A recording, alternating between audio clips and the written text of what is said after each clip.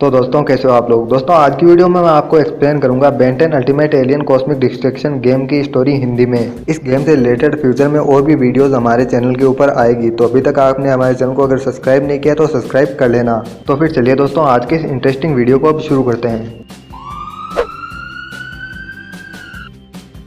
तो गेम की शुरुआत होती है इटली के रोम से, जहां ग्वेन और केविन फॉरएवर नाइट्स की एक आर्मी से लड़ रहे हैं। लेकिन बेन की अल्टीमेट्रिक्स यहाँ पे काम नहीं कर रही होती, जिसकी वजह से वो किसी भी एलियन के अंदर ट्रांसफॉर्म नहीं हो पाता। ग्वेन और केविन यहाँ पे बेन को बार बार बोलते हैं कि बेन जल्दी से किसी एलियन में ट्रांसफॉर्म होकर हमारी मदद करो। इसके बाद में हमें जिमी दिखता है, जिसको स्पेस से आने वाली किसी बड़ी प्रॉब्लम का पता चला है और इस प्रॉब्लम के बारे में बेन को जिमी जल्द से जल्द बताना चाहता है। लेकिन बेन उस वक्त रोम के अंदर वल्कनस की आर्मी से लड़ रहा होता है। ये फाइट रोम की एक पुरानी टेम्पल टाइप जगह पे हो रही होती है। बेन जब थोड़ा आगे बढ़ता है तो उसे वल्कनस मिलता है, जो कि अपनी पिकेक्स आर्मी की मदद से उस खंडर के अंदर खुदाई कर रहा था।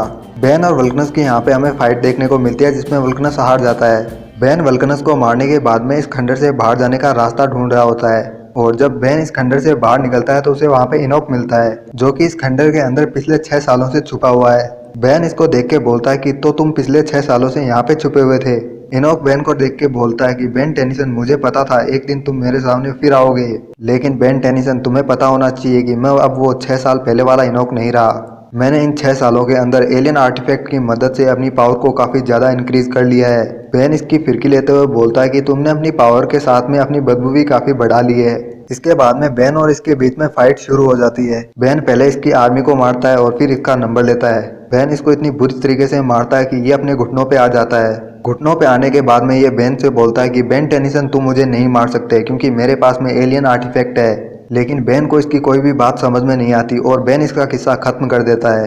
इसको मारने के बाद में बेन के पास में जिमी का कॉल आता है, जो कि बहुत टाइम से उसको कॉल करने की कोशिश कर रहा था। जिमी बेन से बोलता है कि बेन बहुत बड़ी सीरियस प्रॉब्लम हो गई है। स्पेस से बहुत बड़ा कॉस्मिक स्टॉर्म पृथ्वी की तरफ बढ़ रहा है, जो कि बहुत जल्दी पृथ्वी के पास में आ जाएगा और इसे रोकने के लिए बेन तुम्हें कुछ करना चाहिए। लेकिन जैसा कि हमको पता है कि बेन जिमी की बातों को इतना सीरियसली नहीं लेता। बेन बोलता है कि ओके मैन, कूल डाउन, मुझे इसके कोऑर्डिनेट सेंड करो, फिर मैं तुम्हें दिखाता हूँ कि ऐसी सिचुएशन को कैसे हैंडल करते हैं। जिमी की कॉल को कट करने के बाद में बेन प्लम्बर्स को इस चीज़ के बारे में बताता है और प्लम्बर्स से कहता है कि आप स्पेस में जाके इन्वेस्टिगेट करो और पता लगाओ कि स्पेस से पृथ्वी की तरफ क्या आ रहा है। बेन के बोलने के बाद में प्लम्बर्स अपनी स्पेसशिप लेके स्पेस में जाते हैं इन्वेस्टिगेशन करने के लिए। लेकिन जैसे ही प्लम्बर्स के स्पेसशिप स्पेस में पहुंचे, उनको किसी ने डिस्ट्रॉय कर दिया। इसके बाद में हमें बेन फिर दिखता है, जो कि इटली से अपने प्लेन से वापस यूएसए जा रहा है। तभी बेन को पता चलता है कि नल वर्ल्ड से कुछ क्रिएचर बाहर निकल के आ गए हैं, जो कि पेरिस के अंदर काफी तबाही मचा रहे हैं। उन्हें रोकने के लिए बेन पेरिस जाता है। पेरिस जाने के बाद में बेन को पता चलता है कि पेरिस के एक म्यूजियम के अंदर चोरी हो रही है। बेन इस म्यूजियम के अंदर जाता है, जहाँ पे उसे विडल ब्रदर्स मिलते हैं, जो कि वहाँ पे एक एलियन आर्टिफैक्ट को चुराने के लिए आए हैं। ये वैसा ही एक आर्टिफैक्ट है जैसा कि हमने रोम में देखा था इनोक के पास, जिसको बेन वहीं पे पटक के आ गया था। बेन विडल ब्रदर्स को यहाँ पे रोकता ही नहीं, बल्कि यहाँ पे उनको मार देता है। लेकिन तभी वहाँ पे सेंडर आके उस एलियन आर्टिफैक्ट को चुरा के ले जाता है, जो कि विडल ब्रदर्स चुराने आए थे।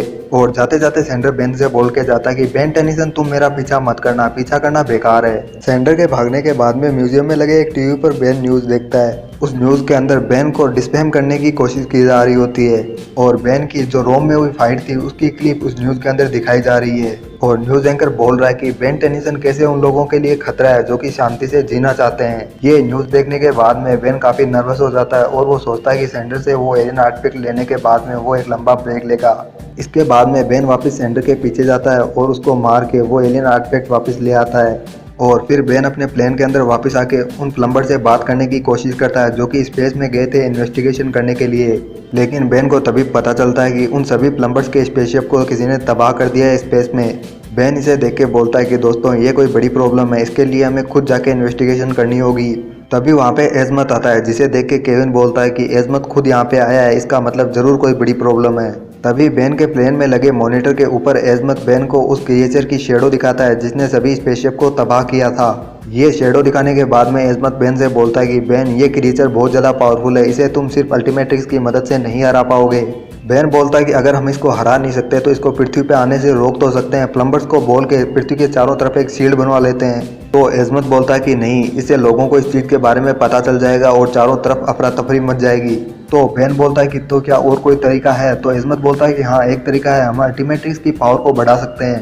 तो बेन बोलता है कि तो फिर ठीक है, जल्दी से अल्टीमेट्रिक्स की पावर को बढ़ाओ और मैं उस क्रिएचर को खत्म कर दूंगा। तभी इस्मत बोलता है कि मैं जितना ओमनिट्रिक्स की पावर को बढ़ा सकता था मैंने बढ़ा दिया, अब और मैं नहीं बढ़ा पाऊंगा। तो बेन बोलता है कि अभी जो तुमने पावर बढ़ाने की बात की उसका क्या मतलब था फिर। तो एजमत बोलता है कि मैं पहला गैल्वन साइंटिस्ट नहीं हूँ, मेरे पूर्वज भी साइंटिस्ट थे और मेरे पूर्वजों ने अल्टीमेट्रिक से भी ज़्यादा पावरफुल वेपन बनाए थे और मेरे पूर्वजों के बनाए गए वेपन्स में एक वेपन था पोर्टिस अल्टायर, वो काफ़ी ज़्यादा पावरफुल था। लेकिन मेरे पूर्वजों को लगता था कि पावर के चक्कर में लोग अक्सर भ्रष्ट हो जाते हैं, इसलिए मेरे पूर्वजों ने गैलेक्सी के अंदर उस पोर्टिस अल्टायर को कहीं छिपा दिया जहाँ पे पोर्टिस अल्टायर किसी को भी ना मिले और गलती से अगर पोर्टिस अल्टायर किसी को मिल जाए तो वो उसका यूज़ ना कर पाए। बेन बोलता है कि गैलेक्सी में वो कहाँ पे छुपा के गए थे उस पोर्टिस अल्टायर को। एजमत बोलता है कि एक ऐसी जगह पे जहाँ के लोगों को अगर उसके बारे में पता भी चल जाए तो उसका वो कुछ ना कर पाए। इतने में बेन चिल्ला के बोलता है कि पोर्टिस अल्टायर पृथ्वी के ऊपर ही है, क्योंकि पुराने पृथ्वी वाले बहुत ही नेक दिल के थे और अगर उनको पोर्टिस अल्टायर मिल भी जाता तो वो बुराई के लिए इसका यूज़ नहीं करते। एजमत बोलता है कि हाँ बहन, मैं तुम्हारी बात से सहमत हूँ, पृथ्वी पे हो सकता है पोर्टिस अल्टायर, लेकिन इसलिए नहीं कि पुराने पृथ्वी वाले नेक दिल थे, बल्कि इसलिए कि पुराने पृथ्वी वाले मंद बुद्धि थे और पुराने पृथ्वी वालों को अगर पोर्टिस अल्टायर मिल भी जाता तो वो उसका यूज़ नहीं कर पाते।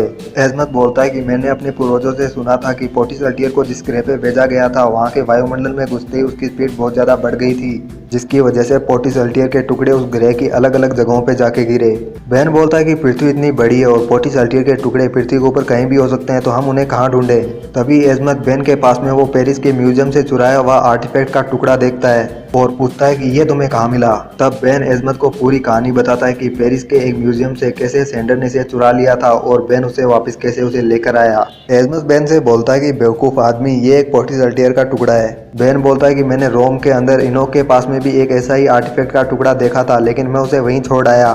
तो एजमत बोलता है कि हमें वापस रोम जाके वो पोर्टिस अल्टायर का टुकड़ा वहाँ से लेके आना होगा।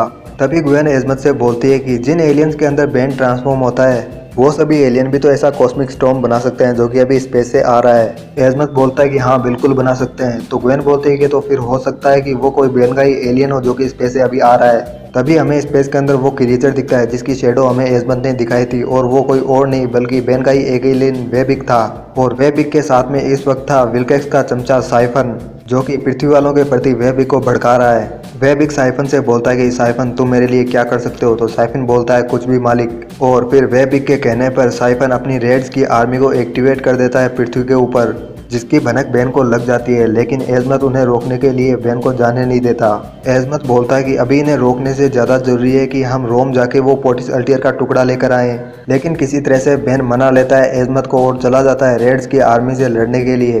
बेन धीरे धीरे साइफन की पूरी रेड आर्मी को खत्म कर देता है और इस फाइट को लाइव देख रहे थे साइफन और वेबिक स्पेस से। और जिस तरह से साइफन की रेड आर्मी को बेन ने मारा उसे देख के वेबिक काफी गुस्सा हो गया। इसके बाद में हमें वापस ग्वेन दिखती है जो कि अपनी मेना पावर की मदद से पोर्टिस अल्टायर के बाकी के टुकड़े ढूंढ रही है और ग्वेन को पता चलता है कि पोर्टिस अल्टायर का एक टुकड़ा चाइना की दीवार के अंदर कहीं है। बेन किसी तरह से चाइना जाता है और चाइना की दीवार से वो किसी तरह से पोर्टिस अल्टायर के टुकड़े को ढूंढ लेता है और वहां से ले आता है। इसी बीच बेन की फाइट चाइना के अंदर टेराकोटा ड्रैगन से भी होती है जो कि उस पोर्टिस अल्टायर के टुकड़े का गार्ड था। तभी साइफन और वेबिक हमें वापस स्पेस के अंदर दिखते हैं और साइफन वेबिक से कहता है कि मैंने बेन के एक फ्रेंड को किडनैप कर लिया है। तभी बेन के पास में बेन के दोस्त कूपर का फोन आता है। कूपर बोलता है कि मुझे टोक्यो में किसी ने किडनैप कर लिया है। इसके बाद में बेन जाता है टोक्यो और कूपर को बचा लाता है। इसी बीच टोक्यो के अंदर हमें जोम्बोजो और बेन की भी फाइट देखने को मिलती है।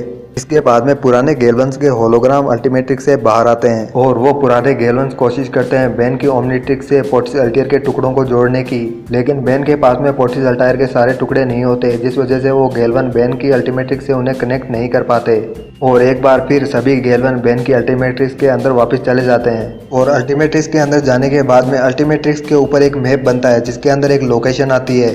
बेन इस लोकेशन को देखते ही समझ जाता है कि पुराने गैल्वन्स ने ये लोकेशन भेजी है जो कि एक पोर्टिस अल्टायर के टुकड़े की लोकेशन है। बेन जब इस लोकेशन के ऊपर जाता है तो उसे वहाँ पे वीडल ब्रदर्स मिलते हैं, क्योंकि ये वीडल ब्रदर्स अपने क्लोन बना के मरने के बाद में वापस जिंदा हो गए। और बेन तब इनको फिर से मारता है और पोर्टिस अल्टायर का वो टुकड़ा लेके वापस आ जाता है। बेन वापस आने के बाद में अपने प्लेन के अंदर एक न्यूज़ देखता है जिसमें उसको डिस्फेम करने की पूरी कोशिश की जाती है।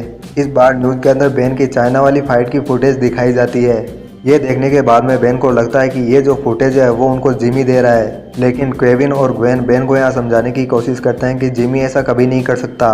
तभी बेन के मॉनिटर के ऊपर साइफन आता है और बोलता है कि बेन टेनिसन, तुम मुझे अपने पोर्टिसल्टियर के टुकड़े दे दो, वरना तुम्हारी पृथ्वी को इस गैलेक्सी से ही खत्म कर दूंगा मैं। इस मैसेज के आने के बाद में ग्वेन कहती है कि एजमत ने तो कहा था कि सिर्फ गैलवंस को ही पता है पोर्टिसल्टियर के बारे में, तो फिर साइफन को कैसे पता चला पोर्टिसल्टियर के बारे में। तो बेन बोलता है कि किसी गैलवन ने बताया होगा पोर्टिसल्टियर के बारे में साइफन को। तभी एजमत वहाँ पे आता है और बोलता है इम्पॉसिबल, हम गेलवंस अपने सीक्रेट्स किसी को नहीं बताते। तभी एजमत की बात काटते हुए केविन बोलता है कि आपने फिर हमें कैसे बताया। तो एजमत बोलता है कि मैंने अच्छे के लिए बताया है। इसके बाद में एजमत बोलता है कि हमने पोर्टिसल्टायर के टुकड़ों को इकट्ठा करने में देर कर दी है, अब जल्दी वेबिक पृथ्वी के ऊपर आके हमें खत्म कर देगा। बेन बोलता है कि हमने पोर्टिसल्टायर के 3 टुकड़ों को इकट्ठा कर लिया है, सिर्फ एक टुकड़ा बाकी है रोम वाला, और वो मैं अभी लेके आता हूँ। ग्वेन, तुम मुझे टेलीपोर्ट कर दो रोम के अंदर। लेकिन ग्वेन बोलती है कि बेन, मैं अभी तुम्हें टेलीपोर्ट नहीं कर सकती। ग्वेन के मना करने के बाद में एजमत अल्टीमेट्रिक्स की मदद से बेन को रोम के अंदर टेलीपोर्ट करता है। बेन के रोम पहुंचने के बाद में बेन को पता चलता है कि कार्ल नेजमत यहाँ पहले से पहुंच गया है और उसने पोर्टिसल्टियर के टुकड़े को ले लिया है। यहाँ कार्ल बेन को बताता है कि वही था जिसने बेन की सारी फुटेज न्यूज वालों को दी, और इसके पीछे इसने रीजन बताया कि ये चाहता है कि सब लोग बेन टेनिसन से नफरत करें और इसको यूएसए का हीरो समझे। इसके बाद में इसकी और बेन की फाइट होती है यहाँ पे, जिसमें बेन इसको फाइट में हरा देता है और पोर्टिसल्टायर का टुकड़ा इसे लेने ही वाला होता है कि यहाँ पे साइफन आ जाता है, और फिर साइफन यहाँ से पोर्टिसल्टायर के टुकड़े को लेके भाग जाता है। लेकिन बेन इसका पीछा करके इससे फाइट करता है और पोर्टिसल्टायर का टुकड़ा ले लेता है। तभी वहाँ पे वेबिक आ जाता है। वेबिक के आने के बाद में वेबिक से लड़ने के लिए बेन हुमागासोर में बदलता है, लेकिन हुमागासोर की पूंछ को पकड़ के पानी में फेंक देता है वेबिक। और वेबिक जैसे ही बेन को पानी के अंदर फेंकता है, पानी के अंदर ही बेन की अल्टीमेट्रिक से सारे पोर्टिसल्टायर के टुकड़े कनेक्ट हो जाते हैं, और फिर वेबिक से लड़ने के लिए बेन भी वेबिक में ट्रांसफॉर्म होता है। यहाँ पे बेन और इविल वेबिक की काफी देर तक फाइट चलती है, और फाइट के लास्ट में इविल वेबिक को बेन फेंक देता है पृथ्वी से बाहर, और वो वेबिक गैलेक्सी के किसी दूर प्लेनेट के ऊपर जाके गिरता है। और तभी हमें पता चलता है कि वो इविल वेबिक कोई और नहीं बल्कि एल्विडो था, और फिर यहाँ पे गेम खत्म हो जाता है। तो फिर चलिए गाइज, आज के लिए बस इतना ही। होप सो आपको वीडियो पसंद आई होगी। अगर वीडियो पसंद आई तो चैनल को सब्सक्राइब करके बेल आइकन को प्रेस कर लेना। मिलते हैं अब अगले वीडियो में, तब तक के लिए जय हिंद, जय भारत।